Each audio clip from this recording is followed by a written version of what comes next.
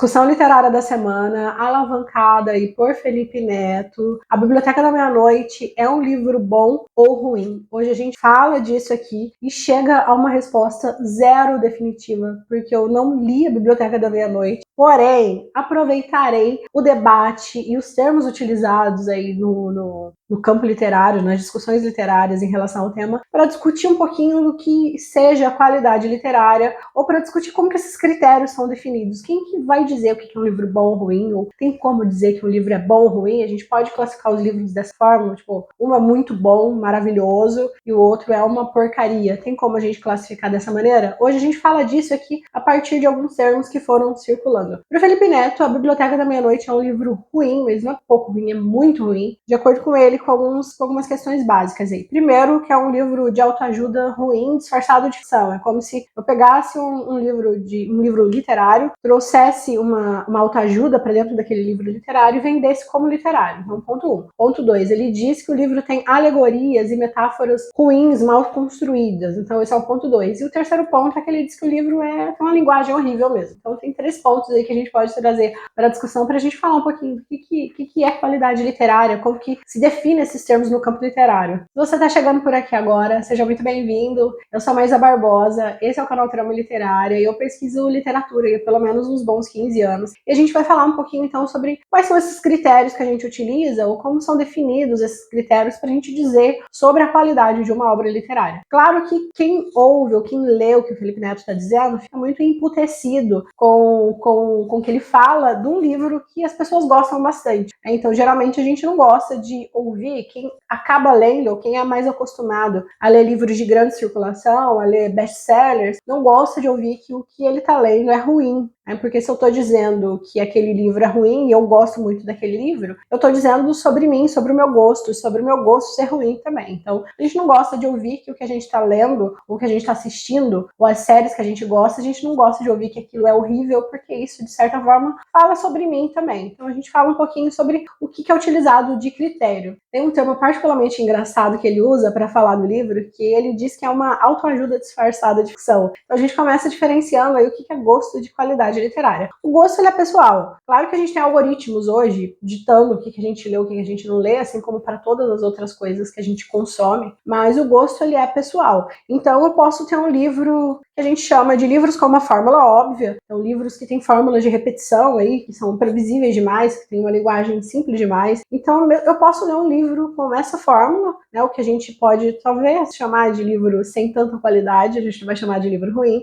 mas que tem uma fórmula meio óbvia e que ainda assim a gente goste. Então, o Jorge Amado, por exemplo, ele parte de fórmulas para escrever sua literatura. Stephen King, Agatha Christie, então são livros que repetem, né? Você pega um livro do autor, você pega 10 livros do autor, tem uma fórmula muito parecida e que ainda assim a gente gosta, reconhecendo que aquilo não tem tanta qualidade literária assim, não é dos mais estéticos possíveis, mas que ainda assim a gente se aproxima. Então, o gosto ele é pessoal, né? Então, quando eu pego esses livros com uma fórmula, ou livros como é o do Jorge Amado, livros extremamente panfletários, quando eu pego esse livro e ainda assim gosto desse livro, não dá para eu ficar incomodado quando alguém falar, mas é um livro meio ruim, ou é um livro que tem tanta qualidade, é um livro meio superficialzão demais, porque ainda que eu goste daquele livro, eu preciso admitir, de certa forma, que ele não é dos melhores possíveis. Até porque podem ter livros muito bons, com muita qualidade, que ainda assim a gente não goste da mesma maneira. Para mim, agora, eu tô lendo As Intermitências da Morte, do Saramago. É um livro, obviamente, é um livro bom, mas é um livro que eu não me apego tanto. Vou terminar de ler, porque eu sei que é um livro bom, é um livro importante, é um livro necessário,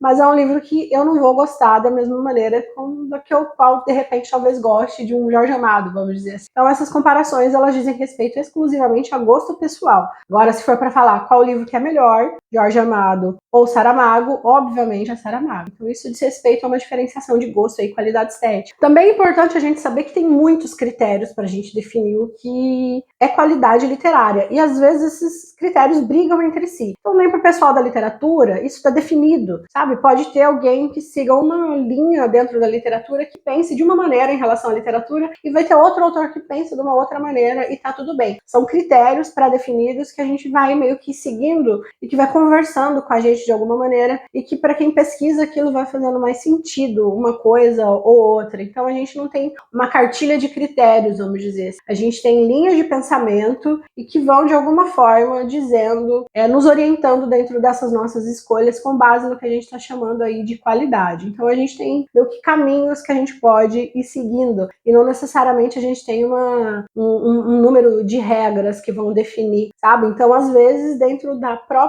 dos próprios estudiosos da literatura isso vai ser conflitante de alguma maneira, até porque como qualquer outra coisa na vida a gente tem muitas maneiras de olhar para a literatura e isso é importante da gente saber também. Eu começo aqui falando de um autor que eu gosto muito, que é o Antônio Cândido, e o Antônio Cândido ele começa a dizer sobre a literatura a partir do que ele vai chamar de conceito de fabulação. Para o Antônio Cândido, a fabulação ela é necessária para todo mundo. A fabulação ela pode estar numa anedota, numa piada, numa historinha que a gente conta, em qualquer coisa, qualquer nível de ficção, mas que seja importante para o sujeito meio que escapar de uma realidade muito óbvia. Então, quando a gente conta uma piada, quando a gente ri de um meme, quando a gente compartilha com outras pessoas alguma coisa que faça um sentido para esses dois sujeitos que estão compartilhando e que isso não é a realidade, mas é uma espécie de fabulação, isso corresponde a essa necessidade de ficcionalização do mundo que todo mundo tem. O Antônio Cândido vai dizer que todo mundo tem em algum nível. A literatura ela vai surgir dessa necessidade e ela vai se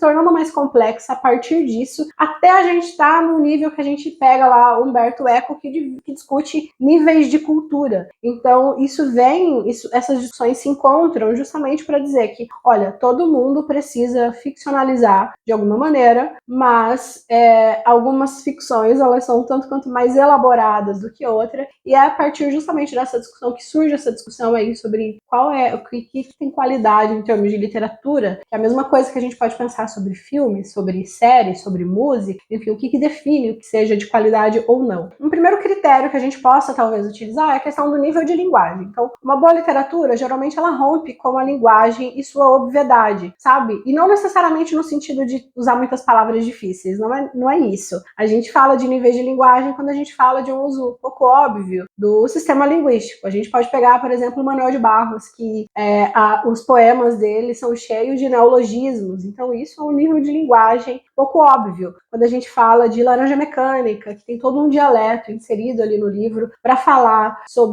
para poder representar algo que seja importante dentro daquele contexto e que tira o leitor de uma espécie de lugar comum no que diz respeito à linguagem. O próprio José Saramago, que eu citei lá atrás, o cara escreve quase sem pontuação, então ele te leva a uma leitura mais demorada, a uma leitura mais atenta, justamente porque ele escreve de uma maneira diferente do que escreve habitualmente. A gente pode citar também Carolina Maria de Jesus, que a característica da obra dela é justamente ter uma série de desvios da norma padrão e que é isso que marca a originalidade da obra dela, porque é justamente isso que leva o leitor para dentro daquele cenário de desigualdade, de pobreza, de exploração. Então, essa é uma das marcas da qualidade da obra da Carolina Maria de Jesus, justamente porque tira o leitor da obviedade dela. Se a pessoa que fez esse processo de edição tivesse adequado a obra da Carolina Maria de Jesus às normas linguísticas, a obra teria outro sentido e provavelmente seria recebida de uma outra maneira. Então, o nível de linguagem ou um trabalho estético diferente com a linguagem é um dos critérios que a gente costuma utilizar quando a gente fala de qualidade literária. Ter uma narrativa não previsível. Quando a gente fala de boas obras literárias, a gente vai pensando em obras que a gente não consegue adivinhar o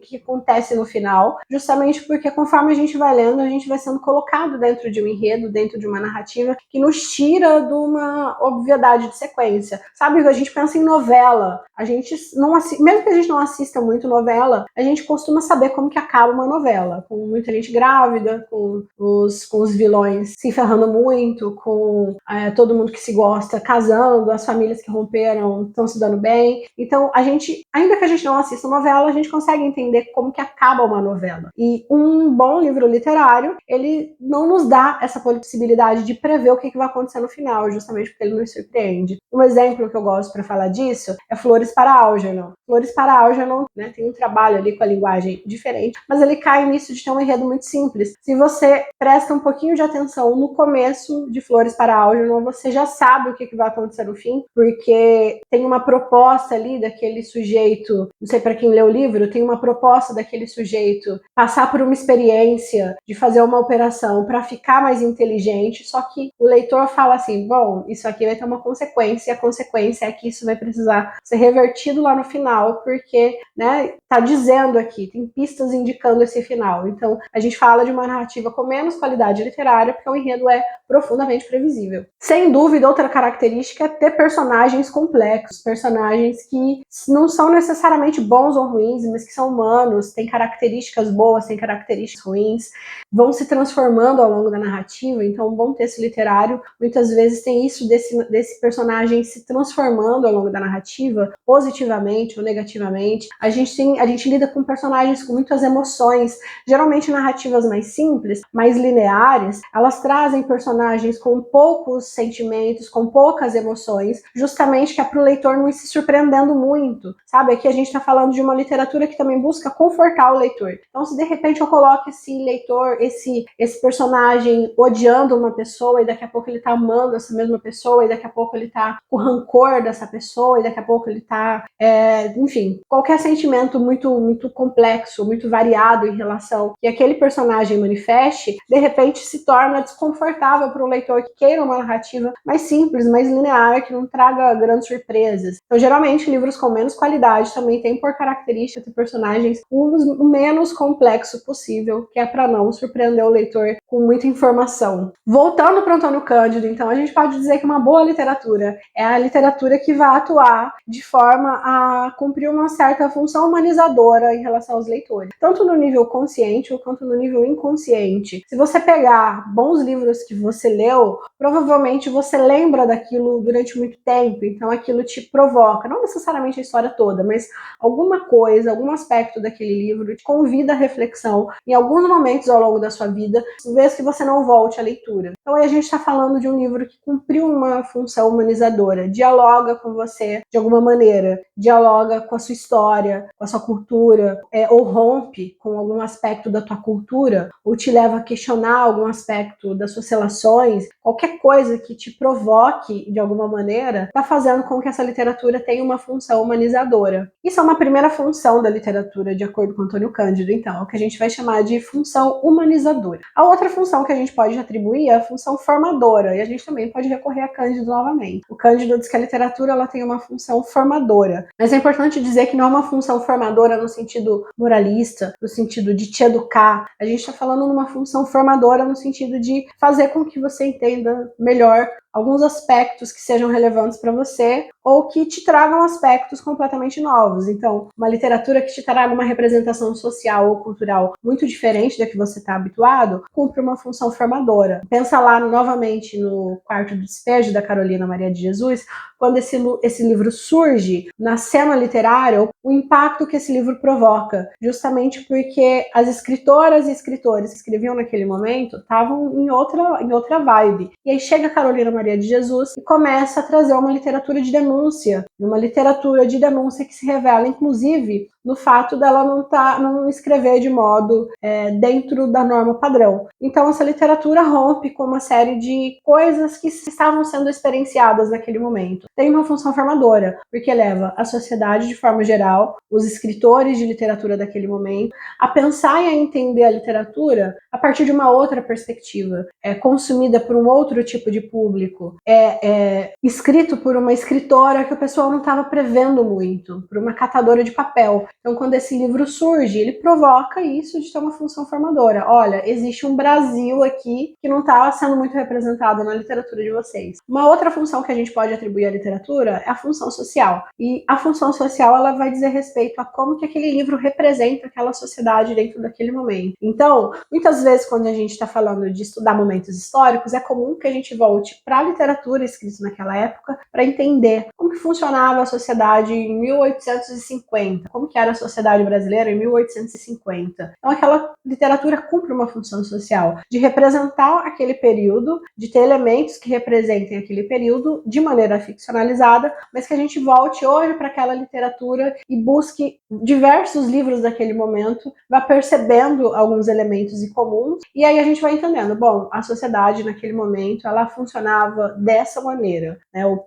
pode ser que funcionava dessa maneira, porque a literatura daquela época representa dessa maneira. Então isso é uma função social. Um livro que faz isso muito bem é Úrsula, da Maria Firmina dos Reis, que foi publicado em 1859, e é o primeiro livro com uma perspectiva abolicionista escrito no Brasil, primeiro livro escrito por uma pessoa negra. Então a literatura da Maria Firmina dos Reis vai ter um impacto naquela época, justamente porque o modo como a obra dela foi recebida naquele momento mostra que o texto dela teve uma relevância no sentido de provocar uma denúncia em relação à situação das pessoas negras do Brasil naquela época, mas também provoca hoje. Quando a gente lê hoje Úrsula, da Maria Firmina dos Reis, a gente vai tentando entender o que deve ter sido, quais os impactos que deve ter provocado naquele momento, porque até hoje provoca impacto. Então isso é uma função social da literatura, e representando a sociedade de uma determinada maneira que provoque também algumas rupturas. O que é certo dentro desse debate é que número de vendagens não é um critério para definir se um texto é bom ou ruim. A gente tem vários textos bons que rompem com essa lógica. Acho que o primeiro que provocou esse efeito foi O Nome da Rosa, do Humberto Eco, que é um livro ali com muita qualidade, mas que de repente naquele momento vendeu muito mais do que vendia qualquer outro livro, a ponto do pessoal fazer uma reflexão e pesquisa e tentar entender o que estava acontecendo. O pessoal estava tão interessado na história assim. Hoje a gente pode usar o mesmo exemplo com Torturado. Torturado também é um livro muito bom, com muita qualidade estética, que cumpre uma série de funções da literatura que a gente discutiu, mas que alcança um número de vendas pouquíssimo comum para a literatura brasileira e que leva novamente as pessoas a indagarem o que acontece com o Torturado, que não acontece com outras obras,